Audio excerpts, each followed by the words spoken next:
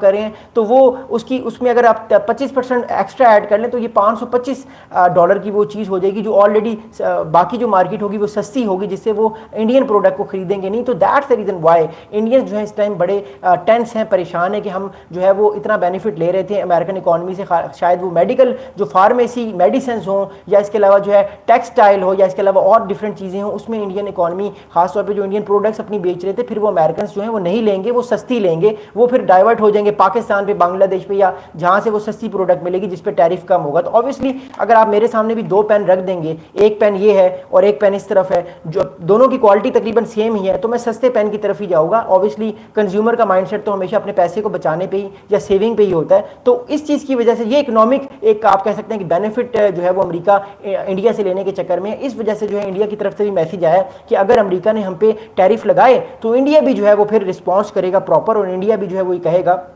कि अब हम भी जो है वो अपनी इकोनॉमिक सिक्योरिटी को फोकस रखेंगे, और फिर इंडिया भी उतने ही टैरिफ लगाएगा। याद रहे इंडिया ने अभी तक कोई भी टैरिफ अमेरिका पे नहीं लगाए और इंडिया अभी तक खामोश था, लेकिन हो सकता है आने वाले टाइम पे कुछ मामला सेट हो जाए, हो सकता है बैक चैनल डिप्लोमेसी हो रही हो, अमेरिका के कुछ इकोनॉमिस्ट ने आना है जो गवर्नमेंट ऑफ अमेरिका की तरफ से होंगे, हो सकता है वो भी बैक चैनल बात करें। और मैंने आपको कहा कि कुछ दिनों का तक उम्मीद है कि मामला हैंडल हो जाएगा, लेकिन स्टिल अभी जो है वो दोनों ममालिक की टेंशन राइज हैं और दोनों ममालिक टेंशन में। अब मैं बताऊंगा आपको कि रशिया का रिस्पॉन्स है, रशिया इस चीज को किस तरह देख रहा है। देखिए रशिया भी नर्वस है, ये याद रखिएगा, रशिया इस चीज को लेके खुश नहीं है कि उसका एहतियादी इंडिया पे प्रेशर डाल रहा है कि इंडिया मेरा तेल ना ले। क्योंकि देखिए अगर इंडिया फॉर एग्जांपल मिसाल के तौर पे रशिया का तेल लेना, रशिया का ऑयल लेना खत्म कर देता है, उससे क्या होगा, उससे जनाब ये होगा कि रशिया जो है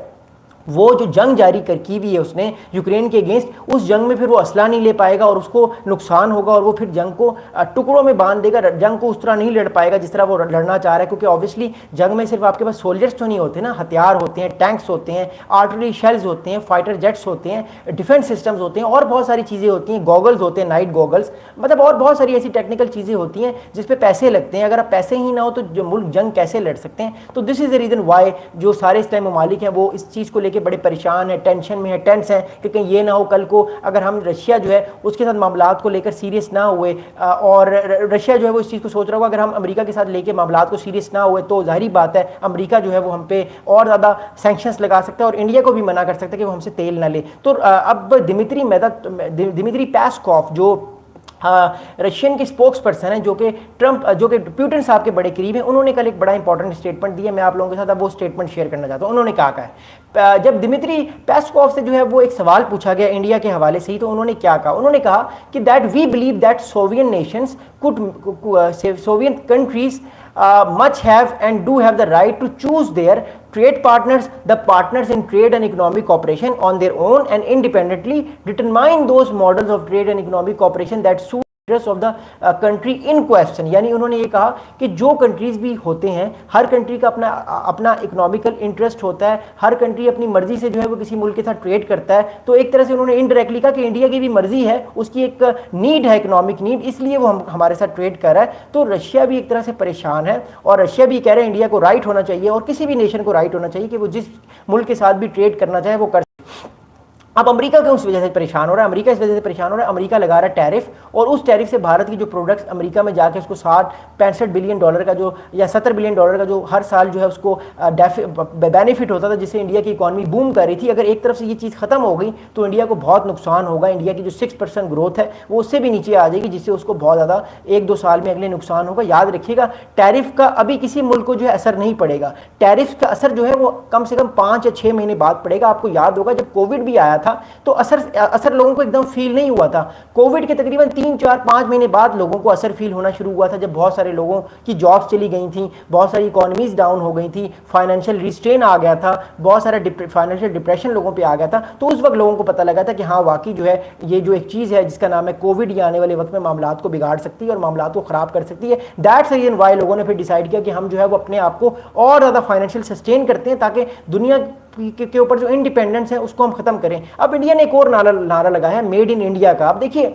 मेड इन इंडिया का जो प्राइम मिनिस्टर मोदी का नारा है वो बहुत अच्छी बात है, बहुत अच्छी चीज़ है, लेकिन उस चीज़ को अचीव करने के लिए भी इंडिया को वक्त लगेगा। Because the thing is that कि फिलहाल अगर इंडिया सिर्फ मेड इन इंडिया पे फोकस करता है तो जो बाकी चीज़ें वो मंगवा रहा है दुनिया से वो उस पर इन्हिसार खत्म हो जाएगा और लोगों को नीड होती है, जारी बात है, वो बाहर के ही चीज़ें यूज़ करते हैं क्योंकि मैक्सिमम चीज़ें इंडिया में चाइना के साथ, चाइना की तरफ से आ रही हैं और कई खरब डॉलर्स की ट्रेड चल रही है, कई बिलियन डॉलर्स की ट्रेड चल रही है चाइना के साथ और मुल्कों के साथ भी। तो दैट्स द रीज़न वाई